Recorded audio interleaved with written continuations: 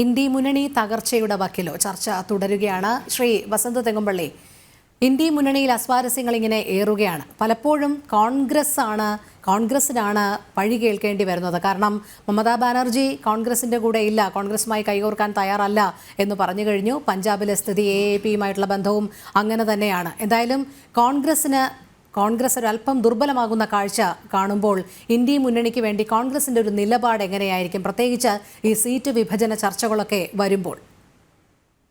അല്ലല്ലോ, ഇതില് ഇപ്പൊ പ്രശ്നം പറയുന്നത് ആരൊക്കെയാണ്?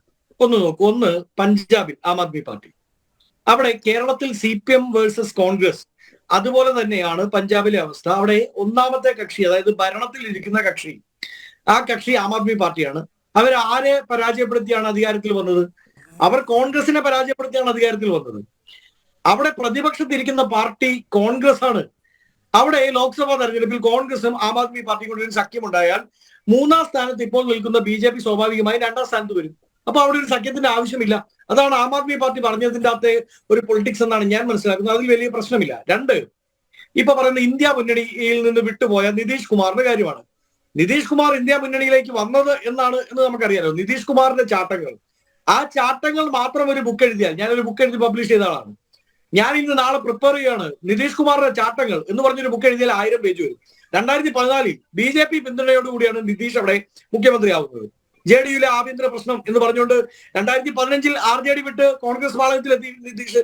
2017 ഈ ചാട്ടം ഉണ്ടായി, 22 ഉണ്ടായി, ഇപ്പൊ ഇതാ 24 ഉണ്ടാകുന്നു. നാളെ നേരം പുലരുമ്പോ ചിലപ്പോ നിതീഷ് തിരിച്ച് കോൺഗ്രസ് പാളയത്തിലോ അല്ലെങ്കിൽ ഈ പറയുന്ന ലല്ലു പ്രസാദ് അടക്കമുള്ളവരുടെ പാളയത്തിലേക്കോ തിരിച്ചെത്തിയാൽ അത്ഭുതപ്പെടാനൊന്നുമില്ല. നിതീഷ് കുമാറിന്റെ രാഷ്ട്രീയം അത് എല്ലാ കാലത്തും അധികാരത്തിന്റെ രാഷ്ട്രീയത്തിനൊപ്പം തന്നെയാണ്. അപ്പൊ നിങ്ങൾ ചോദിക്കും, പിന്നെന്തിനാണ് നിങ്ങൾ കൂടെ കൂട്ടിയത് എന്ന് ചോദിച്ചാൽ, ഇപ്പോൾ എന്തിനാണ് നിങ്ങൾ കൂടെ കൂട്ടിയത് എന്നുള്ളതിന്റെ ഉത്തരം സമാസമമായിട്ടുള്ള ഉത്തരമായിരിക്കും.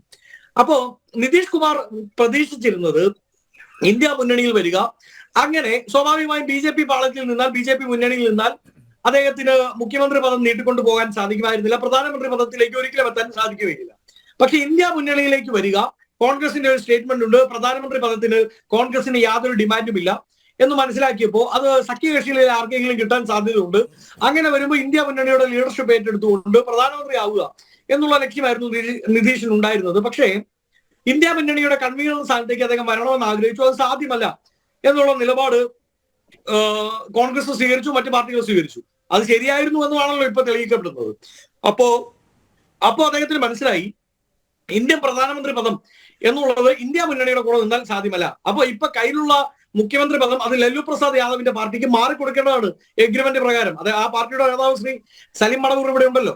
അപ്പൊ സ്വാഭാവികമായും ലല്ലു പ്രസാദിന് കൊടുക്കേണ്ട, നീതിപൂർവകമായി മാറിക്കൊടുക്കേണ്ട, ധാർമ്മികപരമായി ഒഴിഞ്ഞു കൊടുക്കേണ്ട മുഖ്യമന്ത്രി പദം, ആ മുഖ്യമന്ത്രി പദം ഇനിയുള്ള 2 വർഷം കൂടി ഒന്ന് ഉറപ്പിച്ചു നിർത്തിയേക്കാം എന്നുള്ള തലത്തിൽ നിതീഷ് ഇപ്പോൾ ചാടിപ്പോയി. അദ്ദേഹം എല്ലാ കാലത്തും ചാടുന്ന ആളാണ്. ഇന്ന് അദ്ദേഹം ഒരു കുരങ്ങൻ, ഉത്തരേന്ത്യൻ രാഷ്ട്രീയത്തിലെ ഒരു കുരങ്ങന്റെ ജനുസുള്ള വ്യക്തിയാണ് നിതീഷ് കുമാർ. അദ്ദേഹം പാർട്ടി വിട്ടുപോയത് കൊണ്ടല്ല ഞാൻ പറയുന്നത്.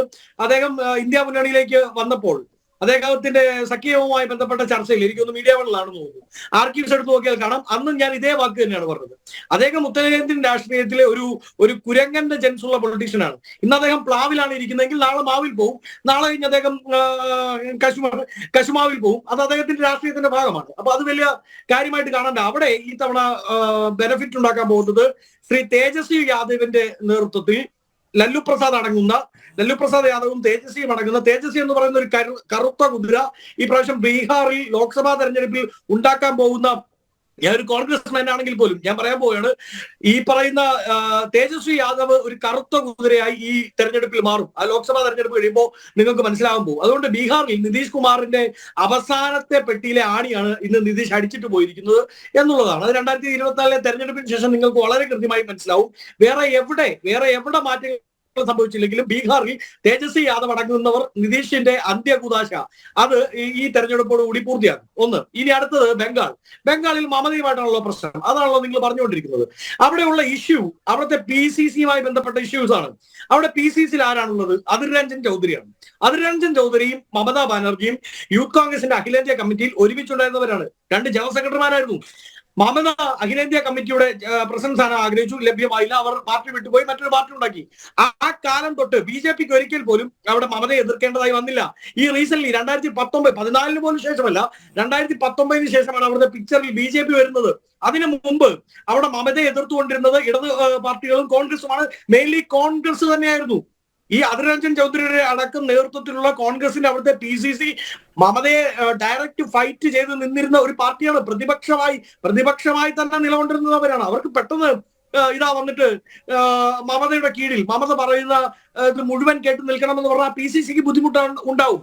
അപ്പോ അങ്ങനോട് ചോദിച്ചേക്കാം, ഈ മുന്നണിയിൽ അപ്പോ ചേർന്ന് പോകേണ്ട വരുമെന്നേ. ഇപ്പോൾ മമതയുമായുള്ള സഖ്യ ചർച്ചയിൽ മമത പറയുന്നത് ബംഗാളിൽ 2 സീറ്റ് തരാം. ഒന്ന് അധിർ രഞ്ജൻ ചൗധരിയുടെ, മറ്റൊന്ന് ബംഗാൾ സൗത്തിൽ 1 സീറ്റുമാണ്. ഈ 2 സീറ്റും കോൺഗ്രസിന്റെ സിറ്റിംഗ് സീറ്റുകളാണ്. ഈ 2 സീറ്റിലും മമത തന്നില്ലെങ്കിലും ആ മുന്നണിയുടെ ഭാഗമായില്ലെങ്കിലും കോൺഗ്രസ് ഉറപ്പായും വിജയിക്കുന്ന സീറ്റുകൾ. അങ്ങനെ ഉള്ളിടത്ത് എങ്ങനെ സെറ്റിൽഡ് ആവാൻ പറ്റും? ഇനി കോൺഗ്രസ് ആണ് ഈ സഖ്യം പൊളിക്കുന്നതെന്ന് പറഞ്ഞാൽ, ഞങ്ങൾ 400 സീറ്റുകളിലാണ് 2019 മത്സരിച്ചത്. അവിടെ നിന്ന് ഞങ്ങൾ 260 സീറ്റുകളിലേക്ക് ചുരുങ്ങാൻ തയ്യാറായിരിക്കുകയാണ്. ബാക്കി സഖ്യ കക്ഷികൾക്ക് കൊടുക്കാം, ബാക്കിയുള്ളവർ കൂടി വരട്ടെ. അങ്ങനെ ഒരു BJP തരംഗം ഇന്ത്യയിൽ ഉണ്ടാക്കിയെടുക്കാനുള്ള ശ്രമത്തിന്റെ ഭാഗമാണ് ഞങ്ങൾ. കേന്ദ്ര സർക്കാർ മുമ്പോട്ട് വെച്ചിരിക്കുന്ന LPG ഗ്യാസ് സിലിണ്ടറിന്റെ വില, പെട്രോളിയം പ്രൈസസിന്റെ വില, ഇങ്ങനെ ഒരുപാട് ജനദ്രോഹ പ്രശ്നങ്ങൾ ചർച്ച ചെയ്യേണ്ടതായിട്ടുണ്ട്. 2024 സീറ്റ് വിഭജനം വരുമ്പോൾ വീണ്ടും ഒതുങ്ങാൻ തയ്യാറാകുമോ കോൺഗ്രസ്? കാരണം ഇപ്പോൾ ദേശീയ രാഷ്ട്രീയത്തിൽ കോൺഗ്രസിന്റെ സ്ഥാനം എങ്ങനെയാണെന്നുള്ളത് അറിയാം. നിങ്ങൾ കോംപ്രമൈസിന് തയ്യാറാകുമ്പോൾ നിങ്ങളുടെ തന്നെ നേരത്തെ പറഞ്ഞതുപോലെ നിതീഷിന്റെ പെട്ടിയുടെ അവസാനത്തെ ആണിയാണെന്ന് പറയും പോലെ കോൺഗ്രസിന്റെ പെട്ടിയുടെ അവസാനത്തെ ആണിയാകാനുള്ള സാധ്യതയില്ലേ? എന്റെ രോഹിണി, അതൊക്കെ എങ്ങനെയാണ് പോസിബിൾ ആകുക? ഇതൊക്കെ 77-ൽ അടിയന്തരാവസ്ഥയ്ക്ക് ശേഷം ഇന്ദിരാഗാന്ധി തോറ്റപ്പം ഈ ഇന്ത്യ മുഴുവൻ ഇതാ കോൺഗ്രസ് തീർന്നു എന്ന് പാടി നടന്നവരല്ലേ. 2 വർഷം കഴിഞ്ഞ് അന്ന് പാടി കൊട്ടിഘോഷിച്ചു വന്നിരുന്ന ആൾക്ക് പ്രധാനമന്ത്രി പദം രാജിവെച്ച് ഇറങ്ങി പോകേണ്ടതും ഇന്ദിര അതിനേക്കാൾ ഭൂരിപക്ഷത്തിൽ തിരിച്ചു വന്ന ചരിത്രം കോൺഗ്രസിനുണ്ട്. കോൺഗ്രസ് എല്ലാ കാലങ്ങളിലും ജയിച്ച് സർവ്വസന്നാഹമായി 300-ൽ പരം സീറ്റുകളുമായി പാർലമെന്റിന്റെ ഉള്ളിൽ ഇരുന്നിട്ടുള്ള പാർട്ടിയൊന്നുമില്ല. ഞങ്ങൾ തോറ്റിട്ടുണ്ട്, ഞങ്ങളെ പ്രധാനപ്പെട്ട നേതാക്കൾ തോറ്റിട്ടുണ്ട്. ഞങ്ങൾ പക്ഷെ മടങ്ങി വരവിന്റെ പാതയിലാണ്. അന്ന് ബീഹാറിലെ ബലൂച്ചി മൂവ്മെന്റ് അറിയാമല്ലോ. ബീഹാറിലെ ബലൂച്ചിയിലേക്ക് ഇന്ദിര നടന്നു പോകുന്ന ഒരു യാത്രയുണ്ട്. അതുപോലെ തന്നെ ഇന്ന് മറ്റൊരു മൂവ്മെന്റുമായി രാഹുൽ ഗാന്ധി ഇറങ്ങി പുറപ്പെട്ടിരിക്കുന്നു. അതിന്റെ റിസൾട്ട് ഈ ലോക്സഭാ തെരഞ്ഞെടുപ്പിൽ ഉണ്ടാകുമെന്ന് തന്നെയാണ് ഞങ്ങൾ പ്രതീക്ഷിക്കുന്നത്. അവിടെ ചില പാർട്ടികളുമായി, ചില സഖ്യകക്ഷികളുമായി വിട്ടുവീഴ്ചകൾ ചെയ്യണമെങ്കിൽ അതിനും ഞങ്ങൾ തയ്യാറാണ് എന്നാണ് പറഞ്ഞത്. അതിന്റെ പേരിൽ അക്ബർ റോഡിലെ ACC ഓഫീസർ ശ്രീ വസന്തകുമ്പള്ളി, വിട്ടുവീഴ്ചകൾക്ക് ഞങ്ങൾ തയ്യാറാണ് എന്നുള്ളതാണോ, അതോ കഴിഞ്ഞ നിയമസഭാ തെരഞ്ഞെടുപ്പിലേറ്റ കനത്ത പരാജയം കാരണം നിങ്ങൾ കടുത്ത അവഗണന നേരിടുന്നതിന്റെ ഫലമായിട്ട് വിട്ടുവീഴ്ചയ്ക്ക് തയ്യാറാകുന്നതാണോ? കാരണം ഈ മുന്നണിക്കുള്ളിൽ തന്നെ നിങ്ങളോടുള്ള എതിർപ്പ് വളരെ രൂക്ഷമായിട്ടുണ്ട്, അവഗണനയുണ്ട്, രാഹുലിന്റെ നേതൃത്വത്തോടുള്ള എതിർപ്പുണ്ട്. ഇതെല്ലാം കൂടി കോൺഗ്രസിനെ ഇങ്ങനെ വലിഞ്ഞു മുറുക്കുകയാണ്. അല്ല, അവിടെയാണ് ഞാൻ പറഞ്ഞത് രോഹിണി. ഈ മുന്നണി എന്ന് പറയുന്നതിന്റെ അകത്ത് ഇപ്പൊ നിതീഷ് പ്രധാനമന്ത്രി ബന്ധം ആഗ്രഹിച്ച് വന്ന ഒരാളാണ്. അദ്ദേഹത്തിന് അത് കിട്ടില്ല എന്ന് തോന്നി അദ്ദേഹം വിട്ടുപോകും. മമത അടക്കമുള്ളവർക്ക് അങ്ങനെ ചില താല്പര്യങ്ങൾ കാണും. അവിടെയാണ് കോൺഗ്രസ് ഏറ്റവും ആദ്യം ഒരു നിലപാടെടുത്ത്, ഞങ്ങൾ പ്രധാനമന്ത്രി പദം ആവശ്യപ്പെടുന്നില്ല, മറ്റേതെങ്കിലും പാർട്ടികൾക്ക് താല്പര്യമുണ്ടെങ്കിൽ അവർ പാർട്ടി നമുക്ക് ചർച്ച ചെയ്ത് തീരുമാനിക്കാം. അതാണ് പറഞ്ഞത്. ചില മുന്നണി രാഷ്ട്രീയത്തിൽ ചില അഡ്ജസ്റ്റ്മെന്റുകൾ, ആ അഡ്ജസ്റ്റ്മെന്റുകൾക്ക് ഞങ്ങൾ തയ്യാറാവും. അങ്ങ് പറഞ്ഞു നിയമസഭാ തെരഞ്ഞെടുപ്പുകളിൽ തോറ്റില്ലേ, അപ്പോ കർണാടകയിൽ തോറ്റത് BJP അല്ലേ എന്ന് വെച്ചാൽ ND മുന്നണി പിരിച്ചുവിട്ടോ? പിരിച്ചുവിട്ടില്ലല്ലോ. ഛത്തീസ്ഗഡിലും മധ്യപ്രദേശിലും ഒക്കെയുള്ള തോൽവിയുടെ അളവ് വളരെ കൂടുതലായിരുന്നു. കർണാടകയിലും അതുപോലെ തന്നെയാണെന്ന്. കർണാടകയിൽ തോൽവി കുറവുണ്ടായിരുന്നോ? തെലങ്കാനയിൽ എന്താണ്? KCR ഇന്നലെ വരെ BJP തെറി വിളിച്ചുകൊണ്ടിരുന്ന KCR ഇപ്പോ BJP പാളത്തിലേക്കല്ലേ പോകുന്നത്. അത് ഇന്ത്യൻ രാഷ്ട്രീയം എല്ലാ കാലത്തും ഇങ്ങനെയൊക്കെ തന്നെയാണ്. അവിടെ നിലയുറപ്പിക്കുന്നത്, കൃത്യമായ സ്റ്റാൻഡുകളോടുകൂടി എല്ലാ കാലത്തും നിലയുറപ്പിക്കുന്ന 2 ദേശീയ പാർട്ടികളാണ്. അതിൽ ഞാൻ BJP അക്സെപ്റ്റ് ചെയ്യണം. ആ 2 ദേശീയ പാർട്ടികൾ തകരുകയും പ്രാദേശിക പാർട്ടികൾ കൂടുതൽ ദേശീയ രാഷ്ട്രീയത്തിൽ ഇടപെടുകയും ചെയ്യേണ്ട അവസ്ഥ ഉണ്ടാകുമ്പോൾ ഇങ്ങനത്തെ പ്രശ്നങ്ങൾ ഉണ്ടാവും. പക്ഷെ അതിനെ അഡ്ജസ്റ്റ് ചെയ്ത് അതിനെ തന്മയത്വത്തോടു കൂടി മുമ്പോട്ട് കൊണ്ടുപോകാൻ എന്ന ഉത്തരവാദിത്തം കോൺഗ്രസ് ഏറ്റെടുക്കുകയാണ്. വളരെ കൃത്യമാണ്. 2024 തെരഞ്ഞെടുപ്പിൽ ഇന്ത്യ മുന്നണി വളരെ കൃത്യമായ ടാറ്റിക്സോടുകൂടി തന്നെ മുമ്പോട്ട് പോകും. അത് അധികാരത്തിലേക്ക് എത്തുകയും ചെയ്യും. ശരി, ശ്രീ ഉല്ലാസ് ബാബു, എന്തായാലും NDAക്കെതിരെയാണ് ഇന്ത്യ മുന്നണി രൂപീകൃതമായത്. ഏതു വിധേനയും BJPയെ തോൽപ്പിക്കുക എന്നുള്ള അജണ്ടയോടുകൂടി. പക്ഷേ വലിയ രീതിയിലുള്ള വൈരുദ്ധ്യങ്ങൾ ഇപ്പോൾ തന്നെ മുന്നണിയിൽ ഉണ്ടാകുന്നുണ്ട്. മറുഭാഗത്ത് BJPയും NDAയും ശക്തിയായി തന്നെ മുന്നോട്ട് പോകുന്ന കാഴ്ചയും നമ്മൾ കാണുകയാണ്. എന്തായാലും 2024 ലോക്സഭാ തെരഞ്ഞെടുപ്പ് വലിയ രീതിയിലുള്ള മത്സരം കാഴ്ചവെക്കുമെന്നുള്ള കാര്യത്തിൽ സംശയമില്ല എന്ന് പറയാൻ കഴിയുമോ? അതോ ഇന്ത്യ മുന്നണി ദുർബലമാകുന്നു NDAക്ക് മുന്നിൽ എന്ന് പറയാൻ കഴിയുമോ? രോഹിണി, രണ്ട് കാര്യങ്ങൾ. ഒന്ന്, രോഹിണി ചോദിച്ച ചോദ്യത്തിന് മറുപടി. രണ്ട്, കോൺഗ്രസിൻ്റെ ബഹുമാനായിട്ടുള്ള വസന്ത് തെങ്ങുംപുള്ളിയുടെ സങ്കടത്തിനുള്ളൊരു മറുപടിയും അദ്ദേഹത്തിൻ്റെ വാദങ്ങൾക്ക് ഉള്ളൊരു മറുപടി. രോഹിണി ചോദിച്ച ചോദ്യത്തിലൊരു തെറ്റുണ്ട്. വൈവിധ്യങ്ങളല്ല, വൈരുദ്ധ്യങ്ങളാണ്. എന്ന് പറഞ്ഞാൽ കൃത്യമായിട്ട് പറയാം, എന്താണ് ഈ ഇന്ത്യ വിരുദ്ധ മുന്നണി എന്ന് ഞങ്ങൾ കൃത്യമായിട്ട് പറഞ്ഞിട്ടുള്ള ഇന്ത്യ മുന്നണി, കോൺഗ്രസിൻ്റെ നേതൃത്വത്തിലുണ്ടാക്കിയ മുന്നണിയുടെ ആദ്യത്തെ ചർച്ചയുടെ തീരുമാനം, ഇവരാദ്യം കൂടിയത് 26 പാർട്ടികളാണ്. ഇപ്പം എത്ര പാർട്ടികൾ ഇവരുടെ കൂടെയുണ്ട്? അന്ന് നിതീഷ് കുമാറിന് ഇവർ പറഞ്ഞിരുന്ന കാര്യവും കുറച്ച് നേരത്തെ കോൺഗ്രസിൻ്റെ നേതാവ് പറഞ്ഞ കാര്യവും കേട്ടാൽ നമുക്ക് വിഷമം തോന്നും. അദ്ദേഹം എന്തൊക്കെ പറഞ്ഞു, അദ്ദേഹത്തിൻ്റെ പ്രഷറിൻ്റെ അടിസ്ഥാനത്തിലാണെന്ന് ഞാൻ വിശ്വസിക്കുന്നു. അന്തിക്കൂതാശ നടത്തും, അവസാനത്ത് ആണിയടിക്കും. ഇപ്പം തേജസ്വിനി യാദവ് കുതിരയാണെന്ന്, കറുത്ത കുതിരയാണെന്ന്. അപ്പോഴും ബഹുമാനനായിട്ടുള്ള കോൺഗ്രസിൻ്റെ നേതാവിന് സ്വന്തം പാർട്ടിയുടെ നേതാവ് രാഹുൽ ഗാന്ധി കറുത്ത കുതിരയാണെന്ന് പറയാനുള്ള ഭാഗ്യമില്ല, അതിനുള്ള ധൈര്യമില്ല. RJDയുടെ തേജസ്വിനി യാദവ് കറുത്ത കുതിരയാണ്, തിരിച്ചു വരും. അവർക്ക് വേണ്ടി ഞങ്ങൾ കഷ്ടപ്പെട്ട് പണിയെടുത്തോളൂ. ആ കറുത്ത കുതിരയ്ക്ക് എന്തുകൊണ്ടാണ് കൂടെ ഉണ്ടായിരുന്ന നിതീഷ് കുമാറിനെ കാലത്രയേറെയായിട്ട് പിടിച്ചു നിർത്താൻ സാധിക്കാഞ്ഞത് മനസ്സിലാവുന്നുണ്ടോ? രണ്ടാമത്തെ കാര്യം, 26 പാർട്ടിയുമായിട്ട് തുടങ്ങി വെച്ച ഇവരുടെ ആദ്യത്തെ ചർച്ച ഒരു സ്റ്റേജും ഇട്ടിട്ട് കുറേ നേതാക്കന്മാരെയും വിളിച്ചു വരുത്തി 2 കൈയും കോർത്ത് പിടിച്ച് മുകളിലേക്ക് പൊന്തിച്ച് കഴിഞ്ഞാൽ മുന്നണിയാവില്ല. ആ 26 പേരിൽ എത്ര പേര് ഇപ്പോൾ കൂടെയുണ്ട്? 2, ഇവരുടെ സംസ്ഥാനങ്ങളിൽ ഈ മുന്നണിയുടെ രൂപീകരണങ്ങളൊക്കെ നടന്നിരുന്നോ? തമിഴ്നാട്ടിൽ എന്തായിരുന്നു അവസ്ഥ? ഇവരുടെ ADMK കൂടെയുണ്ടോ? DMK കൂടെയുണ്ടോ? MDMK കൂടെയുണ്ടോ?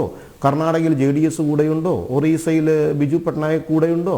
ഈ ഭൂരിഭാഗം വരുന്ന ശിവസേന അംഗങ്ങളും ഭൂരിഭാഗം വരുന്ന NCP അംഗങ്ങളും നിങ്ങളുടെ കൂടെയുണ്ടോ? ബോംബെയിൽ ഞങ്ങളല്ലേ മഹാരാഷ്ട്രയിൽ ഭരിക്കുന്നത്. ആപ്പ് നിങ്ങളുടെ കൂടെയുണ്ടോ? മമത നിങ്ങളുടെ കൂടെയുണ്ടോ? നിങ്ങൾ ഇവരെയൊക്കെ അണിനിരത്തിക്കൊണ്ട് കൈ പിടിച്ച് ഉയർത്തിയതല്ലേ? 2 കാര്യങ്ങളാണ് ബേസിക്. ശ്രീ വസന്ത് തെങ്ങുംപുള്ളി, നിങ്ങൾ കൃത്യമായി കടലാസിൽ എഴുതി വെച്ചോളൂ.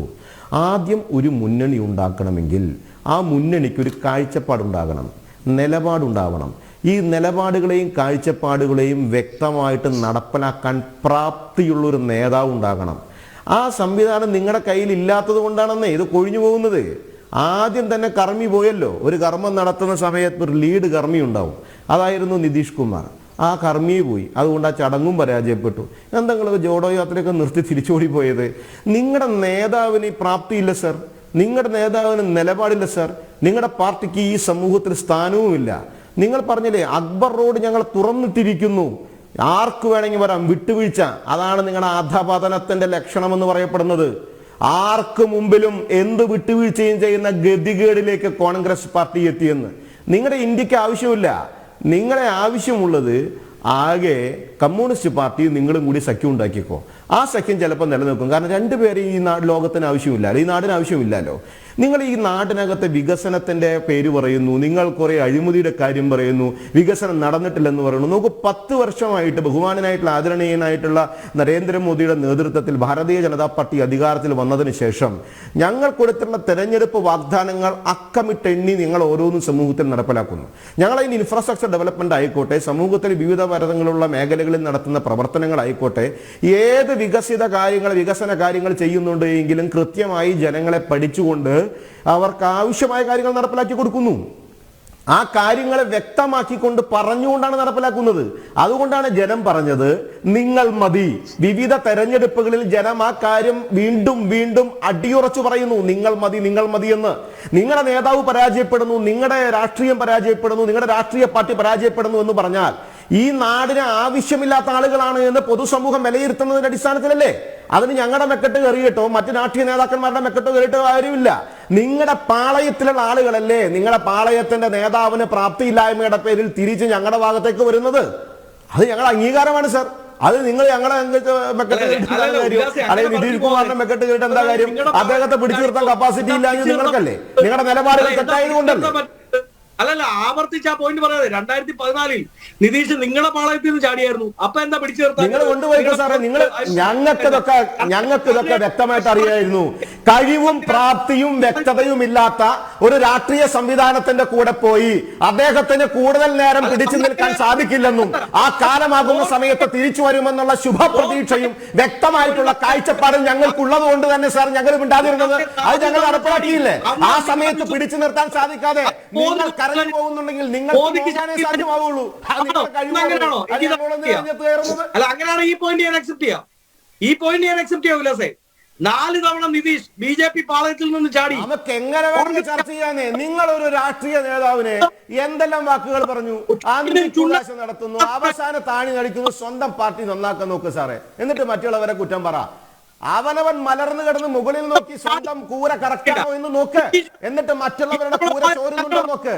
അല്ലാതെ അവനവന്റെ കൂര ചോർന്ന് തകർന്ന് നശിച്ചു കിടക്കുമ്പോ മറ്റുള്ളവരെ നോക്കി ഇങ്ങനെ കൊഞ്ഞനം കുത്തുന്ന നിലപാടുമായിട്ട് കോൺഗ്രസ് മുന്നോട്ട് പോയാൽ അത് ഇനിയും തകരും സാർ, അത് ഇനിയും തകരും.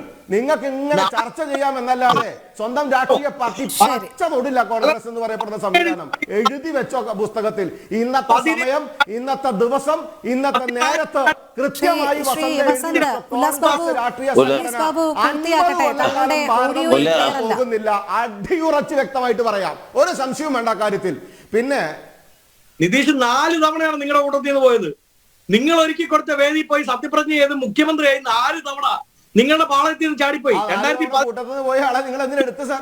നരേന്ദ്രമോദി പ്രൈം മിനിസ്റ്ററായി ആദ്യ തവണ പ്രൈം മിനിസ്റ്റർ ആയ മാസമാണ് ചാടിപ്പോകുന്നത്.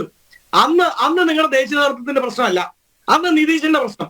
ഇന്നിപ്പോ പോയപ്പോ കോൺഗ്രസിന്റെ പ്രശ്നം, കോൺഗ്രസിന്റെ ദേശീയ നേതൃത്വത്തിന്റെ പ്രശ്നം. എന്ത് വാദമാണിത്? 2014 ശരി വസന്ത്, എന്തായാലും നിതീഷ് കുമാർ മുന്നണി മാറിയത് ഇന്ത്യ മുന്നണിയെ സംബന്ധിച്ചിടത്തോളം ഒരു കനത്ത പ്രഹരമാകും എന്നുള്ള കാര്യത്തിലും സംശയമില്ലല്ലോ. ഡോക്ടർ മോഹൻ വർഗീസ്, ലോക്സഭാ തെരഞ്ഞെടുപ്പ് വരുമ്പോൾ UP എത്രത്തോളം നിർണായക ശക്തിയാകും എന്നാണ് മനസ്സിലാക്കേണ്ടത്. കാരണം 80 സീറ്റുണ്ട്. BJP വളരെ ശക്തരാണ് അവിടെ. അതോടൊപ്പം തന്നെ സമാജ്വാദി പാർട്ടി, ബഹുജൻ സമാജ്വാദി പാർട്ടി എന്നിങ്ങനെ പോകുന്നു. പക്ഷേ ഇന്ത്യ മുന്നണിയുടെ ഭാഗമായി ഇവർ തമ്മിൽ ഒരു മത്സരം വരുമ്പോൾ UP എത്രത്തോളം നിർണായക ഘടകമാകുമെന്നാണ് താങ്കൾ കരുതുന്നത്? കഴിഞ്ഞ ഏതാനും തെരഞ്ഞെടുപ്പുകളിൽ 2004 ശേഷം നടന്ന മിക്ക തെരഞ്ഞെടുപ്പുകളിലും ഉത്തർപ്രദേശിൻ്റെ ഒരു ശക്തമായ ഒരു സാന്നിധ്യം ഭാരതീയ ജനതാ പാർട്ടിക്ക് അനുകൂലമായി ഉണ്ടായിരുന്നു. പക്ഷേ 2004-ലും 2009-ലും പിന്നെ ജയിച്ചു വരാനായി തീർച്ചയായിട്ടും മൻമോഹൻ സിംഗിന് സർക്കാരിന് UPA 1-2 സർക്കാരുകൾ സാധിച്ചു. പക്ഷേ അതിന് ഉത്തർപ്രദേശിൽ നിന്നുള്ള കോൺട്രിബ്യൂഷൻ വളരെ പരിമിതമാണെങ്കിൽ പോലും മറ്റ് സംസ്ഥാനങ്ങളുടെ കെയർ ഓഫിൽ കിട്ടിയ സീറ്റുകൾ കൊണ്ട് അവർക്ക് മുന്നണി ഉണ്ടാക്കാൻ സാധിച്ചു. പക്ഷേ 2014-ലും 2019-ലും ഭാരതീയ ജനതാ പാർട്ടി വ്യക്തമായ മേധാവിത്വത്തോടുകൂടി തന്നെ ഉത്തർപ്രദേശിൽ തലയുയർത്തി നിൽക്കുകയാണ് ലോക്സഭയിലേക്ക്. നിയമസഭാ തെരഞ്ഞെടുപ്പിൽ ഒരുപക്ഷെ സമാജ്വാദി പാർട്ടിക്ക് കുറച്ചുകൂടി മെച്ചപ്പെട്ട പ്രകടനം കാഴ്ചവെക്കാൻ, ഭരണത്തിലെത്തിയില്ല എങ്കിലും മെച്ചപ്പെട്ട പ്രകടനം കാഴ്ചവെക്കാൻ സാധിച്ചിട്ടുണ്ട് എന്നത് ഒരു വസ്തുത തന്നെയാണ്. ഇനി ഉത്തർപ്രദേശ് രാഷ്ട്രീയത്തിൻ്റെ അകത്തളങ്ങളിലേക്ക് നോക്കൂ. 80 സീറ്റുകൾ, അതാണ് ഏറ്റവും പ്രധാനപ്പെട്ട ബാറ്റിൽ ഫീൽഡ്. ഇന്ത്യയുടെ തെരഞ്ഞെടുപ്പ് 543 തെരഞ്ഞെടുപ്പിലേക്ക് പോകുമ്പോൾ സീറ്റുകളിൽ ഭാരതത്തിൽ ലോക്സഭയിലേക്ക് തെരഞ്ഞെടുപ്പിന് പോകുമ്പോൾ 80 സീറ്റുള്ള ഉത്തർപ്രദേശാണ് യഥാർത്ഥത്തിൽ കടിഞ്ഞാൻ പിടിക്കുന്നതെന്ന് വേണമെങ്കിൽ പറയാം. അവിടെ പ്രധാനമായും ഭാരതീയ ജനതാ പാർട്ടിയുടെ ബേസ് എന്ന് പറയുന്നത് ഇപ്പോൾ രാമക്ഷേത്രത്തിൻ്റെ ഇപ്പോൾ നടന്ന ആ ചടങ്ങോടുകൂടി, പ്രാണപ്രതിഷ്ഠാ ചടങ്ങോടുകൂടി വലിയ തോതിലുള്ള ഒരു വികാരം ഭാരതീയ ജനതാ പാർട്ടിക്ക് അനുകൂലമായി, ഒരുപക്ഷെ ഹൈന്ദവ ഭൂരിപക്ഷത്തിൻ്റെ വികാരം, അത് ജാതികൾക്ക് അതീതമായി ഒരു വികാരം, ഒരുപക്ഷെ ആ വികാരം ക്യാപിറ്റലൈസ് ചെയ്യാൻ BJPക്ക് ഏറ്റവും അധികം സാധ്യതയുള്ള സംസ്ഥാനം ഉത്തർപ്രദേശ് തന്നെയാണ്. അപ്പോൾ അതിൻ്റെ ഓർമ്മകൾ വളരെ ഈ പറയുന്ന ചടങ്ങിൻ്റെ ഓർമ്മകൾ വളരെ ഫ്രഷായി നിൽക്കുമ്പോൾ നടക്കുന്ന ഒരു തെരഞ്ഞെടുപ്പ് എന്നുള്ള നിലയിൽ മറ്റേത് സംസ്ഥാനത്തെക്കാളും കൂടുതൽ BJPക്ക് പ്രതീക്ഷയുള്ള സംസ്ഥാനം ഉത്തർപ്രദേശ് തന്നെയാണ്. പക്ഷേ അവിടെ BJPക്ക് എതിരെ നിൽക്കുന്ന കക്ഷികളെ നോക്കൂ, എണ്ണത്തിൽ വളരെ വലുതാണ്. അത് ഉത്തർപ്രദേശിൻ്റെ പ്രധാനപ്പെട്ട സമതലങ്ങളിലുള്ള പ്രധാനപ്പെട്ട പാർട്ടിയാണ് Yadava party, Yadav Muslim MY combination. വളരെ വിജയകരമായി അതൊരു സോഷ്യൽ എഞ്ചിനീയറിംഗിൻ്റെ രൂപത്തിൽ പ്രവർത്തിപ്പിച്ച സമാജ്വാദി പാർട്ടി ശ്രീ അഖിലേഷ് യാദവ് ഇപ്പോൾ നയിക്കുകയും മുലായം സിംഗ് യാദവ് സ്ഥാപിക്കുകയും ചെയ്ത സോഷ്യലിസ്റ്റ് കക്ഷിയാണ്. ഇത് ജാതി രാഷ്ട്രീയത്തിൻ്റെ ഒരു കക്ഷിയാണെന്ന് പറയുമ്പോഴും ആഴത്തിൽ വേരോട്ടമുള്ള ഒരു കക്ഷി തന്നെയാണ്. രാഷ്ട്രീയമായി വലിയ തോതിൽ വലിയ മോഹങ്ങളുള്ള ഒരാൾ തന്നെയാണ് ഇപ്പോഴും ചെറുപ്പക്കാരൻ തന്നെയായ അഖിലേഷ് യാദവ്. അപ്പോൾ അദ്ദേഹം തന്ത്രപരമായി സഹകരണത്തിലേക്ക് വരികയാണ് കോൺഗ്രസ് പാർട്ടിയുമായിട്ട്. കോൺഗ്രസ് പാർട്ടിക്ക് എക്കാലത്തും വലിയ മുൻകാലങ്ങളിൽ 77 വരെയുള്ള തിരഞ്ഞെടുപ്പുകളിൽ കോൺഗ്രസ് പാർട്ടിയുടെ സിംഹഭാഗം സീറ്റുകളും വന്നിരുന്ന ഉത്തർപ്രദേശിലാണെന്ന് ഓർക്കണം. അതിനുശേഷം ഘട്ടം ഘട്ടമായി കോൺഗ്രസിൻ്റെ ഒരു സ്ട്രെങ്ത് 84-ലെ തെരഞ്ഞെടുപ്പ് മാറ്റി നിർത്തുന്നു. അത് രാജീവ് ഗാന്ധിയുടെ ഒരു തെരഞ്ഞെടുപ്പാണ്, അല്ലെ ഇന്ദിരാഗാന്ധിയുടെ വധത്തെ തുടർന്നുള്ള സഹതാപ തരംഗം. അത് മാറ്റി നിർത്തി കഴിഞ്ഞാൽ കോൺഗ്രസ് പാർട്ടിയുടെ സംഘടനാപരമായ ഒരു അടിത്തറ കോൺഗ്രസ് പാർട്ടി വളരെ വളരെ കഷ്ടപ്പെട്ട് കെട്ടിപ്പൊക്കിയ ഒരു സോഷ്യൽ കോയിലീഷനുണ്ട്. അതായത് ഹരിജൻ, ആദിവാസി, മറ്റ് ചില വിഭാഗങ്ങൾ, ന്യൂനപക്ഷങ്ങൾ, മുസ്ലിങ്ങൾ ഇതെല്ലാം ചേർന്ന് കെട്ടിപ്പൊക്കിയ ആ സാമൂഹിക അടിത്തറ പൂർണ്ണമായി തകർന്നു. OBC വിഭാഗത്തിൻ്റെ യാദവ് വിഭാഗത്തെയും കൊണ്ട് അഖിലേഷ് യാദവും മുലായം സിംഗ് യാദവും പോയി. അതുപോലെ മുസ്ലിങ്ങളും അവരോടൊപ്പം തന്നെ ചേർന്ന് നിന്നു. അഖിലേഷ് യാദവിനോടൊപ്പം ചേർന്ന് നിന്നുകൊണ്ട് സമാജ്വാദി പാർട്ടിക്ക് അടിത്തറയുണ്ടായി. അതുപോലെ വടക്ക് പടിഞ്ഞാറൻ മേഖലയിൽ, ഉത്തർപ്രദേശിൻ്റെ പടിഞ്ഞാറൻ ഉത്തർപ്രദേശ്, അത് ജാട്ട് മേഖലയാണ്. അവിടെ ശ്രീ ചരൺ സിംഗിൻ്റെ ലോക്ദളിന് വലിയ സ്വാധീനം ഉണ്ടായിരുന്നതാണ്. അദ്ദേഹത്തിൻ്റെ മകൻ അജിത് സിംഗ് നയിക്കുന്ന രാഷ്ട്രീയ ലോക്ദൾ, ആ പാർട്ടിക്ക് ഇപ്പോഴും കാര്യമായ പിന്തുണയുണ്ട്. അപ്പം 7-8 സീറ്റുകൾ ആ പാർട്ടിക്ക് വേണ്ടി മാറ്റിവെക്കാൻ അഖിലേഷ് യാദവ് തയ്യാറായിരിക്കുന്നു. കോൺഗ്രസ് പാർട്ടിക്ക് പരമാവധി 11 സീറ്റുകൾ നൽകുമെന്നാണ് പറഞ്ഞിരിക്കുന്നത്. 15 സീറ്റുകളെങ്കിലും കുറഞ്ഞത് വേണമെന്ന വാദഗതിയിലാണ് കോൺഗ്രസിന്റെ അടിത്തറ പോയി എന്ന കാര്യം തീർച്ചയായിട്ടും പറയാം. ന്യൂനപക്ഷ അടിത്തറ സമാജ്വാദി പാർട്ടി കൊണ്ടുപോയി അവിടുത്തെ മറ്റ് വിഭാഗങ്ങളുടെ അടിത്തറകൾ BJP മറ്റു കക്ഷികളുമായി വീതിച്ചെടുത്തു. ദളിത് അടിത്തറയായിരുന്നു കോൺഗ്രസിനുണ്ടായിരുന്ന മറ്റൊരു അടിത്തറ. ആ അടിത്തറയും കൊണ്ട് മായാവതിയുടെ ബഹുജൻ സമാജ് പാർട്ടി പോയി. ബഹുജൻ സമാജ് പാർട്ടി വളരെ വലിയൊരു കക്ഷിയായിരുന്നു ഉത്തർപ്രദേശിൽ. എന്നാൽ ഇന്ന് രോഹിണി, ബഹുജൻ സമാജ് പാർട്ടിയുടെ അവസ്ഥ പരമദയനീയമാണ്. ശ്രീമതി മായാവതിക്ക് മുന്നോട്ട് പോകാനാവാത്ത രീതിയിൽ വളരെയധികം ഒരു വലയത്തിൽ പെട്ട് നിൽക്കുകയാണ് മായാവതി. അപ്പം മായാവതി സമാഹരിച്ചിരുന്ന ദളിത് വോട്ടുകൾ എങ്ങോട്ട് ചായും എന്നതൊരു വലിയ ചിന്തയാണ്. 20% വരുന്ന ദളിത് ആദിവാസി വോട്ടുകൾ എങ്ങോട്ടാണ് ചായാൻ പോകുന്നത് എന്നത് വളരെ നിർണായകമാകാൻ പോകുകയാണ് ഉത്തർപ്രദേശിൽ. അത് ഹൈന്ദവ ദേശീയതയുടെ നേരിലേറി BJPയിലേക്ക് ചായുമോ, അതോ ഈ സോഷ്യൽ ജസ്റ്റിസ് ഫോഴ്സസ്, ഇപ്പം ജാതി കേന്ദ്രീകൃതമായ കാര്യങ്ങൾ, OBC, പക്ഷേ OBCകൾക്ക് സാധാരണഗതിയിൽ ഉത്തർപ്രദേശിലെ ദളിതർ OBCയോട് ചേർന്ന് നിൽക്കുന്ന ഒരു കാഴ്ച ഒരു കാലത്തും ഉണ്ടായിട്ടില്ല. അതുകൊണ്ട് അവർ കോൺഗ്രസിനോട് ഒരു കാലത്ത് ചേർന്ന് നിന്നു. പക്ഷേ സമാജ്വാദി പാർട്ടിക്ക് ഈ വോട്ടുകൾ ട്രാൻസ്ഫർ ചെയ്യാൻ ബുദ്ധിമുട്ടാണ്. അപ്പോൾ എങ്ങനെയാണ് മായാവതിയുടെ നഷ്ടപ്പെട്ട അടിത്തറ BJPക്കാണോ പ്രയോജനം ചെയ്യുന്നത്, അതോ സമാജ്വാദി പാർട്ടിക്കാണോ പ്രയോജനം ചെയ്യുന്നത് എന്നത് നോക്കിയിരുന്ന് കാണേണ്ടതാണ്. അതുകൊണ്ട് ഉത്തർപ്രദേശ് രാഷ്ട്രീയം വളരെ സങ്കീർണമാണ്. പിന്നെ അപ്നാദൾ പോലെയുള്ള ചെറിയ കക്ഷികളുണ്ട്, അത് ഭാരതീയ ജനതാ പാർട്ടിക്ക് പിന്തുണ നൽകുന്ന കക്ഷികളാണ്. അപ്പോൾ ഒരു ഡിവൈഡഡ് ഒരു ഹൗസാണ് ഉത്തർപ്രദേശ് എന്ന് പറയാമെങ്കിലും BJPക്ക് വ്യക്തമായ എഡ്ജാണ് അവിടെ സംഭവിക്കുന്നത്. കഴിഞ്ഞ പ്രാവശ്യം ബഹുജൻ സമാജ് പാർട്ടിയും സമാജ്വാദി പാർട്ടിയും ഒരുമിച്ച് ചേർന്ന് നിയമസഭാ തെരഞ്ഞെടുപ്പിൽ മത്സരിച്ചപ്പോൾ കണക്കുകൾ അവർക്ക് അനുകൂലമായിരുന്നെങ്കിലും ഫലം വന്നപ്പോൾ ഭാരതീയ ജനതാ പാർട്ടിക്ക് വ്യക്തമായ ഭൂരിപക്ഷത്തിൽ, നല്ല ഭൂരിപക്ഷത്തിൽ വിജയിക്കാൻ സാധിച്ചു എന്ന് പറയുമ്പോൾ ഈ പുറമേ കാണുന്ന ഒരു ചിത്രമല്ല യഥാർത്ഥത്തിൽ ഉത്തർപ്രദേശിൻ്റെ ഉള്ളറകളിലേക്ക് ഇറങ്ങുന്നത്. അവിടെ തീർച്ചയായും യോഗി ആദിത്യനാഥ് എന്ന മുഖ്യമന്ത്രി, അദ്ദേഹം സ്റ്റേബിൾ ഒരു ഗവൺമെൻറ്റിന് നേതൃത്വം കൊടുക്കുകയാണ്.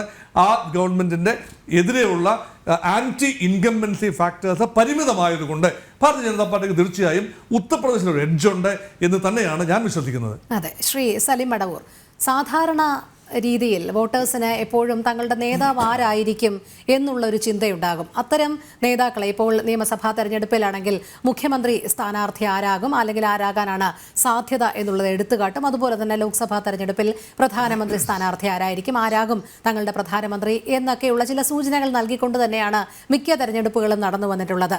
ഇവിടെ ഇന്ത്യ മുന്നണിക്ക് അങ്ങനെ എടുത്തുകാട്ടാൻ ഒരു നേതാവുമില്ല. താങ്കൾ പറയുന്നത് ഞങ്ങൾ വളരെ വിശാലമാണ്, വിശാല ഐക്യത്തിൽ ഞങ്ങൾ ചർച്ച ചെയ്ത് തീരുമാനിക്കും എന്നൊക്കെയാണ്. പക്ഷേ എന്തായാലും ഇപ്പോൾ കാണുന്ന ഈ അസ്വാരസ്യങ്ങളൊക്കെ പിന്നീട് ഈ ചർച്ച വരുമ്പോൾ എങ്ങനെയാകും എന്നുള്ളത് ഒരു വലിയ ചോദ്യചിഹ്നം തന്നെയാണ്. എന്തായാലും നിങ്ങൾക്ക് എടുത്തുകാട്ടാൻ ശക്തനായ ഒരു നേതാവില്ല, അല്ലെങ്കിൽ ഒരു നേതാവിൽ ഒതുങ്ങില്ല എന്ന് പറയുന്നതാണോ സത്യം? അല്ല രോഹിണി, ഞങ്ങൾ ഒരു നേതാവല്ല. എത്രയോ നേരത്തെ ഞാൻ പറഞ്ഞല്ലോ, ഒന്നാം UPA ഗവൺമെന്റ് അവിടെ അധികാരത്തിൽ വരുമ്പോൾ മൻമോഹൻ സിംഗ് ഇന്ത്യയുടെ പ്രധാനമന്ത്രിയാവുമെന്ന് ആർക്കെങ്കിലും അറിയായിരുന്നോ? അപ്പൊ അപ്രതീക്ഷിതമായി അദ്ദേഹം പ്രധാനമന്ത്രിയായി, അദ്ദേഹം കഴിവ് തെളിയിക്കുന്നു. അടുത്ത 5 വർഷം വീണ്ടും അവർ അധികാരത്തിൽ വരുന്നു. ഞങ്ങൾ അതിനെ പല ഘട്ടത്തിൽ എതിർത്ത ആളുകളാണ്. പക്ഷെ അധികാരത്തിൽ വന്നു, തുടർന്ന് അധികാരത്തിൽ വരുന്നു. അങ്ങനെ 10 വർഷം UPA ഗവൺമെന്റ് തുടർച്ചയായി ഭരിക്കുന്നു. രണ്ടാമത്തെ UPA വരുമെന്ന് ആർക്കും പ്രതീക്ഷയല്ലായിരുന്നു, പക്ഷെ വന്നു. ജനങ്ങൾ എങ്ങനെ ചിന്തിക്കുന്നു എന്ന് പറയാൻ പറ്റില്ല. അപ്പൊ ഞാൻ നേരത്തെ പറഞ്ഞൂടെ ആവർത്തി, നേരത്തെ വസന്ത് ഇല്ലാത്തതുകൊണ്ട്. ഇപ്പൊ കർണാടകയില് BJPക്ക് അടിത്തറ കിട്ടിയത് അവിടുത്തെ HD ദേവഗൌഡ, നമ്മുടെ നേരത്തെ പറഞ്ഞ അവിടുത്തെ നമ്മുടെ യെദ്യൂരപ്പയെ അധികാരത്തിൽ നിന്ന് വഞ്ചിച്ച് മാറ്റി നിർത്തി. അതായത് 20 മാസത്തെ കരാർ ലംഘിച്ച സമയത്ത് ലിംഗായത്ത് സമുദായം ഒന്നടങ്കം BJPയെ പിന്തുണച്ചത് കൊണ്ടാണ് അടുത്ത തെരഞ്ഞെടുപ്പ്, അതായത് ഒരു ചതിക്ക് പ്രതികാരം ചെയ്തു. ഇവിടെ ബീഹാറിൽ പിന്നോക്കക്കാരനായ അല്ലെങ്കിൽ അവിടുത്തെ യാദവ സമുദായത്തിന്റെ വലിയ നേതൃത്വത്തിലുള്ള ഒരു വലിയൊരു വ്യക്തിത്വം, അല്ലെങ്കിൽ അത് ആ സമുദായത്തിന്റെ പിൻബലം ശക്തമായിട്ടുള്ളത് തേജസ്വി യാദവിനാണ്. അപ്പൊ തേജസ്വി യാദവിന് മുഖ്യമന്ത്രി സ്ഥാനം കൊടുക്കാതെ അവസാനത്തെ കാലഘട്ടത്തിൽ വഞ്ചിച്ചുകൊണ്ട് അതായത് പകുതി സീറ്റ് പോലും ഇല്ലാത്ത, അതായത് RJDയുടെ പകുതി സീറ്റ് മാത്രമുള്ള നിതീഷ് കുമാറിനെ മുഖ്യമന്ത്രി പദത്തിലിരുത്തി മുഖ്യമന്ത്രി സ്ഥാനം കൈമാറേണ്ട ഒരു ഘട്ടത്തിൽ മറുകണ്ഠം ചാടിയ ഒരു വ്യക്തി. അപ്പൊ സ്വാഭാവികമായും അവിടെ ഒരു ജനവിഭാഗത്തിന്റെ ഒരു പ്രതികാര രാഷ്ട്രീയം അവിടെയും ഉണ്ടാവും, ഉത്തർപ്രദേശിൽ ഉണ്ടാവുന്നതാണ് ഞാൻ വിശ്വസിക്കുന്നത്. വലിയൊരു മാറ്റം അതിലൂടെ അവിടെ പ്രതീക്ഷിക്കുന്നുണ്ട്. തന്നെയുമല്ല, ഈ നിതീഷ് കുമാർ ഞങ്ങളുടെ കയ്യിൽ വലിയൊരു ആയുധവും തന്നിട്ടാണ് പോയിരിക്കുന്നത്. അദ്ദേഹം പറഞ്ഞതാണ്, അദ്ദേഹമാണ് കണക്കുകൾ അവിടെ ജാതി സെൻസസ് നടത്തിയിട്ട് പിന്നോക്ക ജനവിഭാഗങ്ങൾ 931 അവസാനത്തെ സെൻസസിൽ 52%. ഇപ്പോഴത്തെ സെൻസസിൽ പിന്നോക്ക ജനസംഖ്യ 63. അതുകൊണ്ട് 931 ജനസംഖ്യ ബേസ് ചെയ്തുകൊണ്ടാണ് നിലവിലുള്ള മണ്ഡൽ കമ്മീഷൻ റിപ്പോർട്ട് വന്നിരിക്കുന്നത്. അതുകൊണ്ട് പുതിയ രൂപത്തിൽ കണക്കെടുക്കണം, പിന്നോക്ക ജനവിഭാഗങ്ങൾക്ക് സംവരണം ഉയർത്തണമെന്ന് ഈ രാജ്യത്ത് പുതിയ മുദ്രാവാക്യം തന്നിട്ടാണ് അദ്ദേഹം പോയിരിക്കുന്നത്. അദ്ദേഹം അപ്പുറേ പോയിട്ട് അത്തരം എന്ത് വാക്ക് കേട്ടുകൊണ്ടാണ് പോയതെന്ന് എനിക്കറിയില്ല. പക്ഷെ ഞങ്ങളുടെ ഒരു രാഷ്ട്രീയം അദ്ദേഹം സംഭാവന ചെയ്തിട്ടുണ്ട്.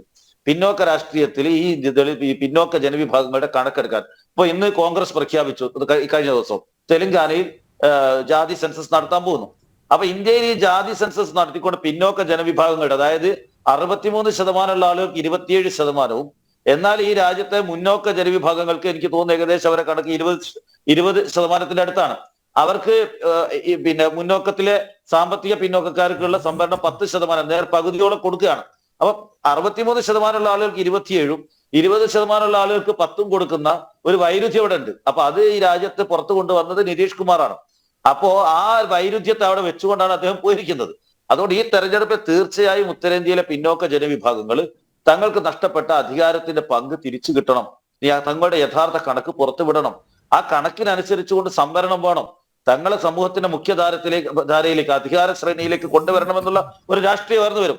അതേപോലെ രോഹിണി, ഇവര് BJPക്ക് എന്താ രാഷ്ട്രീയം എളുപ്പമാണ്, അവർക്ക് മതം പറഞ്ഞാൽ മതി. ഇപ്പൊ സുകുമാർ ഒഴിക്കോട് ഒരിക്കൽ പറഞ്ഞു, എല്ലാവരും ഇല്ല ഇല്ല എന്ന് പറയുന്നതും എന്നാൽ എല്ലാവരുടെയും മനസ്സിലുള്ളതും എളുപ്പം തൊട്ടുണർത്താൻ പറ്റുകയും ചെയ്യുന്ന ഒരു വികാരമാണ് മതം.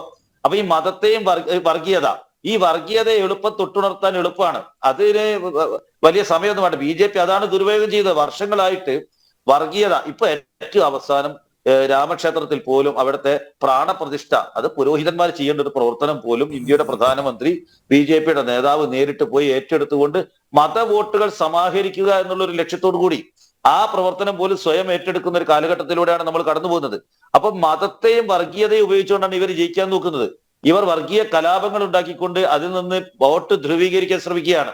അതേപോലെ തന്നെ കഴിഞ്ഞ തവണ തന്നെ നമ്മുടെ നൂഹിലൊക്കെ കലാപം ഉണ്ടാക്കി. ഇതൊക്കെ തന്നെ കരുതി കൂട്ടി ധ്രുവീകരണം ഉണ്ടാക്കിക്കൊണ്ട് വോട്ട് പിടിക്കാനുള്ള ശ്രമം ഇവർക്ക് എളുപ്പമാണ്. ഞങ്ങളെ സംബന്ധിച്ചിടത്തോളം മതേതരത്വത്തെ കുറിച്ച് പ്രസംഗിക്കണം, രാജ്യത്തിന്റെ ഐക്യത്തെ കുറിച്ച് പ്രസംഗിക്കണം, ഇന്ത്യയുടെ ഭരണഘടനയുടെ സംരക്ഷണത്തെ കുറിച്ച് പറയണം. അങ്ങനെ വിവിധങ്ങളായ രാഷ്ട്രീയം പറഞ്ഞുകൊണ്ട് ആളുകളോട് രാഷ്ട്രീയം പറയാൻ ഒരു മാസം എടുക്കുമെങ്കിൽ BJPക്ക് വോട്ട് പിടിക്കാൻ ഒരു ദിവസമോ ഒരു മണിക്കൂറോ മതി. അവർ വർഗീയത പറയുന്നത് അത് എളുപ്പമാണ്. ദിവസം ഞങ്ങൾ കണ്ടതാണ് ഇന്ത്യ മുന്നണിക്കുള്ളിലെ TMC മമതാ ബാനർജി മറ്റ് ക്ഷേത്രങ്ങൾ സന്ദർശിക്കുന്നത്, മറ്റ് ആരാധനാലയങ്ങൾ സന്ദർശിക്കുന്നത്, കോൺഗ്രസ് എന്ത് നിലപാട് പുലർത്തുമെന്നറിയാതെ കിടന്ന് ഉഴലുന്നത്. ഒടുവിൽ അവരും പല ക്ഷേത്രങ്ങളും സന്ദർശിക്കുകയുണ്ട്. എന്തായാലും ശ്രീരാമ ജന്മഭൂമിയിൽ രാമന്റെ പ്രാണപ്രതിഷ്ഠയ്ക്ക് എത്തില്ല, പക്ഷേ എന്നാലും ഞങ്ങൾ മറ്റ് ക്ഷേത്രങ്ങൾ സന്ദർശിക്കാം. അതെന്തിനു വേണ്ടിയായിരുന്നു? ആരെ പ്രീതിപ്പെടുത്താൻ വേണ്ടിയായിരുന്നു? അങ്ങനെയാണെങ്കിൽ അന്നേ ദിവസം എങ്ങും പോകാതെ ഇരുന്നുകൂടായിരുന്നു. അല്ല, അതാ ഞാൻ പറഞ്ഞു വരുന്നത്. ഇന്ത്യയിലെ നിലവിലുള്ള സാഹചര്യത്തിൽ പ്രതിപക്ഷ പാർട്ടികൾക്കൊക്കെ തന്നെ വലിയ കാരണം ഈ വർഗീയത ആളുകളിൽ ഊതിക്കത്തിച്ചുകൊണ്ട് വലിയ രൂപത്തിൽ ആളി കത്തിക്കുന്നുണ്ടെങ്കിൽ ഞങ്ങൾക്കും ഒരു മൃദു സമീപനമുണ്ട് നിങ്ങളോട്, ഞങ്ങളെ കൈയൊഴിയല്ലേ എന്നുള്ളൊരു സൂചന കൊടുക്കും. അല്ല, ഇത് രണ്ടും വ്യത്യാസമുണ്ട്. ഞങ്ങളുടേത് മതവിശ്വാസമാണ്, അത് ആളുകൾക്ക് പോകാമല്ലോ. അപ്പൊ എന്റെ മുന്നിലിരിക്കുന്ന കോൺഗ്രസിന്റെ വസന്തത്തിനുണ്ടാവും, ഉല്ലാസമുണ്ടാവും. ഇവർക്കൊക്കെ മതവിശ്വാസത്തിന് ആളുകൾക്ക് ക്ഷേത്രത്തിൽ പോകാം, പള്ളികളിൽ പോകാം, ചർച്ചിൽ പോകാം, അവർക്ക് ആരാധനയായിട്ട് പോകാം. ആരെതിർക്കുന്നു? പക്ഷേ ഇത് ഒരു മതം മാത്രം മതി, മറ്റുള്ളവർ ഇല്ലാതാക്കണമെന്നുള്ള, അല്ലെങ്കിൽ തങ്ങളുടേതായ മതമാണ്, മറ്റുള്ള ക്ഷേത്രങ്ങൾ, ഇവിടുത്തെ പള്ളികൾ പൊളിക്കണം, അല്ലെങ്കിൽ ചർച്ചുകൾ തകർക്കണം, മറ്റു മതങ്ങൾ ഇവിടെ വേണ്ട എന്നുള്ളൊരു രാഷ്ട്രീയം ആളുകളുടെ തലയിലേക്ക് കുത്തിവെച്ചുകൊണ്ട് ഒരു വിദ്വേഷ രാഷ്ട്രീയം കുത്തിപ്പൊക്കിക്കൊണ്ടാണ് ഇവർ തെരഞ്ഞെടുപ്പിനെ നേരിടുന്നത്. അപ്പൊ അതിനെതിരെ ക്ഷേത്രങ്ങളിൽ പോയിക്കൊണ്ട് ആ ആരാധനയാണ് ഞങ്ങൾ നടത്തിയത്. ഇവർ ചെയ്തെന്താ? മതത്തെ സ്വയം കയ്യിലെടുക്കുകയാണ്. ഇവിടെ ഏതെങ്കിലും ക്ഷേത്രത്തിൽ പോയിട്ട് പ്രതിഷ്ഠ നടത്താൻ ഇന്ത്യയിലെ മുൻ പ്രധാനമന്ത്രിമാരെ തയ്യാറായോ? ഇന്ദിരാഗാന്ധി ഇന്ത്യയുടെ പ്രധാനമന്ത്രിയായപ്പോ എല്ലാം നടക്കുകയായിരുന്നല്ലോ. ആരും ചോദ്യം ചെയ്യില്ലായിരുന്നല്ലോ. ഇന്ദിരാഗാന്ധി ഏതെങ്കിലും ക്ഷേത്രത്തിൽ പോയിട്ട് പ്രതിഷ്ഠ നടത്തിയിരുന്നോ? ആരെങ്കിലും ചെയ്തോ? അപ്പൊ ഇതൊക്കെ തന്നെ വോട്ടിന് വേണ്ടിയിട്ട് വളരെ നിഗൂഢമായി കൊണ്ട് ഇത്തരം പ്രവൃത്തികൾ ചെയ്യാണ്.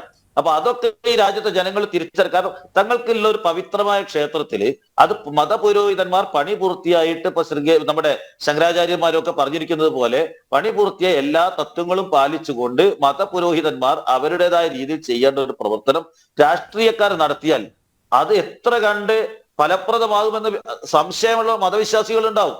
അപ്പൊ അതും ഈ കാര്യത്തെ ചർച്ച ചെയ്യപ്പെടണം. പലർക്കും അതിൽ സങ്കടമുണ്ട്. അത് നേരത്തെ ചർച്ച ചെയ്യപ്പെട്ടിട്ടുള്ളതാണല്ലോ ശ്രീ സലീം മടവൂർ. യജമാനസ്ഥാനം വഹിച്ചുകൊണ്ട് പ്രധാനമന്ത്രി അവിടെ എത്തിയതും ക്ഷേത്രം ട്രസ്റ്റ് തന്നെയാണ് മറ്റു കാര്യങ്ങൾ നടത്തിയതും എന്നുള്ളതൊക്കെ നേരത്തെയുള്ള പല ചർച്ചകളിലും വന്നതാണ്. രോഹിണി ഒരു ചർച്ച കൂടി ഞാൻ പറയാതെ ഒരു ചർച്ച കൂടി ഇവിടെ ഉയർന്നു വരുന്നുണ്ട്. അവിടെ സ്വയംഭൂവായ ഒരു രാമവിഗ്രഹം അവിടെ ഉണ്ട്. അതാണ് കൂടുതൽ പവിത്രമെന്ന് പറഞ്ഞുകൊണ്ടാണ് ഇത്ര കാലം അവിടെ സ്വയംഭൂവായ വിഗ്രഹം, അത് ദൈവത്തിന്റെ സ്വയംഭൂവായ വിഗ്രഹമാണെന്ന് പറഞ്ഞുകൊണ്ടാണ് ഇത്രകാലം പ്രശ്നം ഉണ്ടാക്കിയത്. അപ്പൊ ഇപ്പോ പുതുതായിട്ട് ശ്രീ നരേന്ദ്രമോദി അവിടെ പ്രാണപ്രതിഷ്ഠ നടത്തിയിരിക്കുന്നത് മൈസൂരിൽ നിന്ന് പുതുതായിട്ട് ഉണ്ടാക്കിയിരിക്കുന്ന ഒരു വിഗ്രഹമാണ്. അപ്പൊ പലരുടെയും ഞാൻ മനസ്സിലാക്കിയെടുത്തോളം പല വിശ്വാസികളും പവിത്രമായിരിക്കുന്നത് സ്വയംഭൂവായ വിഗ്രഹമാണ്, അതായിരുന്നു അവിടെ സ്ഥാപിക്കേണ്ടതെന്ന് പറയുന്ന ആളുകളുണ്ട്. ഞാൻ ആ വിഷയത്തിലൊന്നും പറയുന്ന ആളല്ല. ആചാരാനുഷ്ഠാനങ്ങൾ കൃത്യമായി ക്ഷേത്രം ട്രസ്റ്റ് നോക്കിക്കൊള്ളും ശ്രീ സലിം മടവൂർ. അവർ അതിന്റെ അടിസ്ഥാനത്തിലായിരിക്കുമല്ലോ ചെയ്തത്.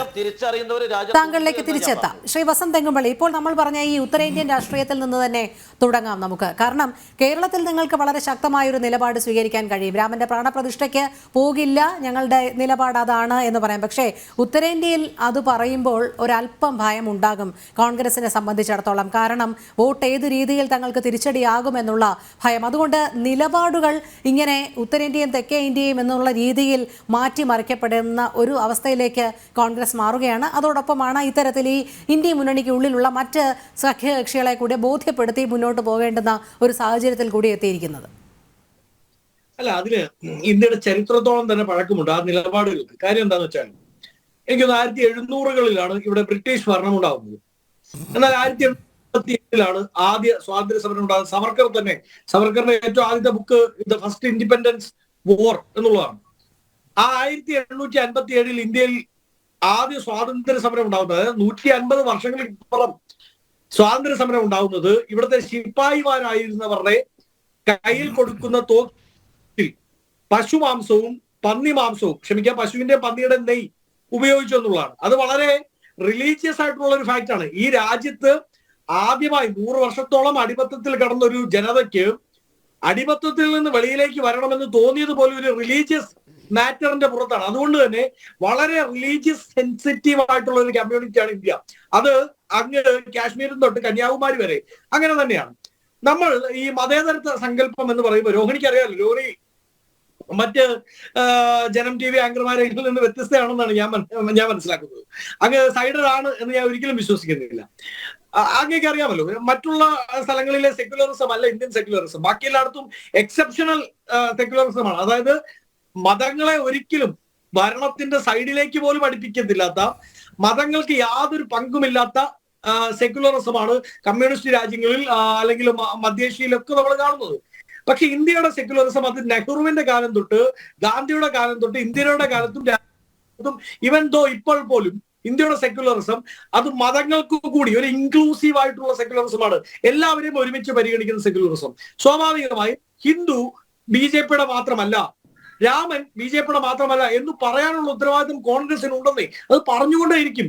ഞങ്ങൾ ഹിന്ദുവിസത്തെ എതിർക്കുന്നില്ല, ഞങ്ങൾ ഹിന്ദുവിനെ എതിർക്കുന്നില്ല, ഞങ്ങൾ രാമനെ എതിർക്കുന്നില്ല, ഞങ്ങൾ എതിർക്കുന്നത് ഹിന്ദുത്വയാണ്.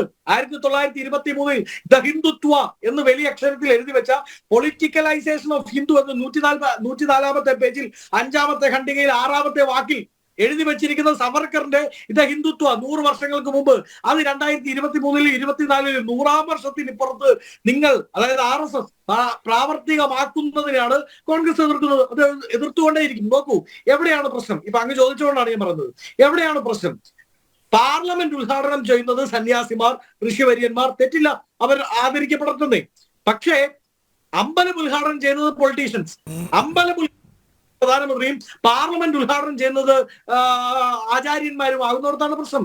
അത് ചോദ്യം ചെയ്യപ്പെടും. ശങ്കരാചാര്യ പീഠങ്ങൾ, ആ പീഠങ്ങൾക്ക് വിലയില്ല എന്ന് ഇപ്പോൾ BJP-ക്കാർ പറഞ്ഞാൽ ഹിന്ദു സമൂഹം നിങ്ങളെ കുറ്റിച്ചൂലെടുത്തടിക്കും എന്നാണ് ഞാൻ പറയുന്നത്. ഈ രാജ്യത്ത് എന്നൊക്കെ താന്ത്രിക വിധി പ്രകാരമുള്ള സംശയങ്ങൾ ഉണ്ടായിട്ടുണ്ടോ അന്നൊക്കെ എല്ലാവരും നോക്കുന്നത് 4 ശങ്കരാചാര്യ പീഠങ്ങളിലേക്കാണ്. ആ പീഠങ്ങൾ, ആ മഠാധിപതികൾ, പീഠാധിപതികൾ വളരെ കൃത്യമായി പറഞ്ഞു ഇത് ആചാര ലംഘനമാണ്.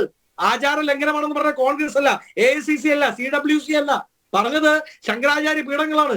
ഈ പ്രാണപ്രതിഷ്ഠ നടത്തേണ്ടത് പ്രധാനമന്ത്രിയല്ല, ആചാര്യന്മാരാണ് വിധി പ്രകാരം. അതെന്തുകൊണ്ട് എതിർക്കപ്പെടുന്നു? അതെന്തുകൊണ്ട് ചോദ്യം ചെയ്യട്ടെ? ഇപ്പം രോഹിണി ചോദിച്ചു എന്താണ് മമത അന്ന് കാളി ക്ഷേത്രത്തിൽ പോയി. എന്താ കാളി ക്ഷേത്രത്തിൽ പോയിക്കൂടെ? രാഹുൽ ഗാന്ധി അന്നൊരു ക്ഷേത്ര ജോഡോ യാത്രയ്ക്കിടയിൽ നടന്നു പോകുമ്പോൾ ഒരു ക്ഷേത്രത്തിൽ സന്ദർശനത്തിന് ശ്രമിച്ചു, അവിടെ പ്രതിഷേധമുണ്ടായി, പിന്നീട് അദ്ദേഹം സന്ദർശനം നടത്തി. എന്താ രാഹുൽ ഗാന്ധിക്ക് ക്ഷേത്രത്തിൽ പോയിക്കൂടെ? വസന്ത തെങ്ങുംപള്ളിക്ക് ക്ഷേത്രത്തിൽ പോയിക്കൂടെ? സലീം മടവൂറിന് ക്ഷേത്രത്തിൽ പോയിക്കൂടെ? പോകാം. ക്ഷേത്രം എന്ന് പറയുന്നത് ദൈവിക സാന്നിധ്യമുള്ള ഒരു ഇടമായിട്ടാണ് ഞാനും സലീം മടവൂരും ഒക്കെ കാണുന്നത്. അവിടെ BJP-യുടെ കൊടി കണ്ടാൽ ഞാൻ അയോധ്യയിൽ പോയിട്ടുണ്ട്.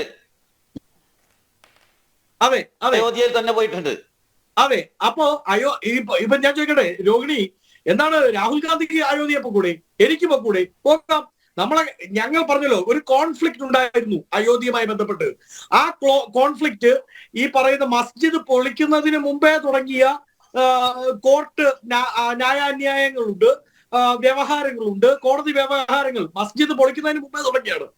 അതിനുശേഷം അതിന്റെ ഒരു ഫൈനൽ ഡിസിഷൻ വ്യവഹാരങ്ങൾക്ക് ശേഷം ഇന്ത്യയുടെ പരമോന്നത നീതിപീഠം, അതിന്റെ പരമോന്നത പീഠം, ആ പീഠമാണ് കോൺസ്റ്റിറ്റ്യൂഷണൽ ബെഞ്ച്. ആ കോൺസ്റ്റിറ്റ്യൂഷണൽ ബെഞ്ച് ഒരു തീരുമാനമെടുത്തു. ആ തീരുമാനത്തെ അവിടുത്തെ മുസ്ലിം സമൂഹം അംഗീകരിച്ചു. കോൺഗ്രസ് സ്വാഗതം ചെയ്തു, ബാക്കി എല്ലാ പാർട്ടികളും സ്വാഗതം ചെയ്തു, BJP-യും സ്വാഭാവികമായും സ്വാഗതം ചെയ്തു. അതിനുശേഷം പിന്നീട് അവിടെ അയോധ്യയിലൊരു ക്ഷേത്രം ഉണ്ടാവുന്നതിനെ ആരാ എതിർക്കുന്നത്? ഇവിടുത്തെ മുസ്ലിങ്ങൾ എതിർക്കുന്നുണ്ടോ? ഇല്ല. അതൊക്കെ വെറുതെ BJP പറഞ്ഞു നടക്കുന്നതല്ലേ. അവിടുത്തെ അയോധ്യയിലെ മുസ്ലിം കമ്മ്യൂണിറ്റി എതിർക്കുന്നുണ്ടോ? ഇല്ല. അവരാ ഇല്ലായിരുന്ന അപ്പീലുമായി പോകില്ലായിരുന്നു. അപ്പോ ആ അയോധ്യയിൽ കോൺഗ്രസിന് പോകാം, അതിൽ തെറ്റൊന്നുമില്ല. അയോധ്യയിലെ രാമൻ, അല്ലെങ്കിൽ ഈ രാജ്യത്തെ രാമൻ എന്ന് പറയുന്നത് അതൊരു ദൈവിക സങ്കല്പമാണ്. ആ ദൈവിക സങ്കല്പത്തെ രാഷ്ട്രീയത്തിലേക്ക് വലിച്ചിഴക്കരുത്. രാമനുണ്ട്. അത് ഭരതൻ ആവശ്യപ്പെടുമ്പോ, ക്ഷമിക്കാം, പിതാവ് ആവശ്യപ്പെടുമ്പോ സ്വന്തം അനിയനെ തനിക്ക് അവകാശപ്പെട്ട രാജ്യാധികാരവും തനിക്ക് സ്വന്തമാണ് എന്ന് താൻ നേരിട്ട് പറഞ്ഞ വേറെ ആരും എതിർക്കത്തില്ലാത്ത രാജ്യാധികാരമുണ്ട്. ആ രാജ്യാധികാരം അനിയനെ ഏൽപ്പിച്ചിട്ട് വനവാസത്തിന് ഇറങ്ങി പോകുന്ന ഒരു രാമനെ എനിക്കറിയാം, രോഹിണിക്കും അറിയാമായിരിക്കുമല്ലോ. ആ രാമൻ അധികാരം പിടിക്കാൻ വേണ്ടി ഞാൻ രാമനാണ് കേട്ടോ, എനിക്ക് വേണ്ടപ്പെട്ടതാണ്, എനിക്ക് അവകാശപ്പെട്ട രാജ്യാധികാരമാണ്, തന്നില്ലെങ്കിൽ ഞാൻ യുദ്ധത്തിന് ഇറങ്ങും എന്ന് പറയുന്ന രാമനല്ല. ആ രാമൻ രാജ്യാധികാരവും സുഖസൗകര്യങ്ങളും തന്റെ രാജകൊട്ടാരവും സാക്രിഫൈസ് ചെയ്ത് ഇറങ്ങി പോകുന്ന രാമനാണ്.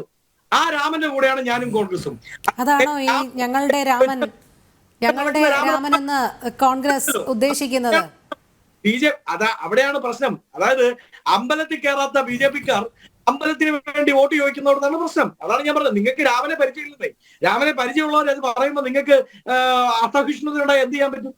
ആ രാമന്റെ പേര് വെച്ച്, അതായത് രാജ്യാധികാരം, രാജ്യവും ഭരണവും സാക്രിഫൈസ് ചെയ്യാൻ തയ്യാറായ രാമനെ, ആ രാമന്റെ പേര് ഉപയോഗിച്ച് ഭരണം പിടിക്കാൻ ഇറങ്ങി പുറപ്പെടുക എന്ന് പറയുമ്പോൾ രാമൻ പോലും കരയുന്നുണ്ടാവും, രാമൻ പോലും സ്വമനസാൽ വേദനിക്കുണ്ടാവും, ഇല്ലേ? ഉണ്ടാവില്ലേ? അപ്പൊ അതുകൊണ്ട് അല്ലല്ല, ലെറ്റ് മീ കംപ്ലീറ്റ്. അങ്ങ് പറഞ്ഞുകൊണ്ടാണ് ഞാൻ ആ വിഷയത്തിലേക്ക് പോയത്. അതായത് സ്വാഭാവികമായും അതുകൊണ്ട് ആ കാര്യങ്ങൾ ചോദ്യം ചെയ്യപ്പെടും. അവിടെ ഒരു രാഷ്ട്രീയ ഗിമ്മിക്ക് നടത്തിയാൽ അത് കോൺഗ്രസിന്റെ ഉത്തരവാദിത്തമാണ്. കോൺഗ്രസ് ചോദ്യം ചെയ്യപ്പെടും. അതിന്റെ after effect what ever it is അത് നമുക്ക് കാണാമെന്നേ.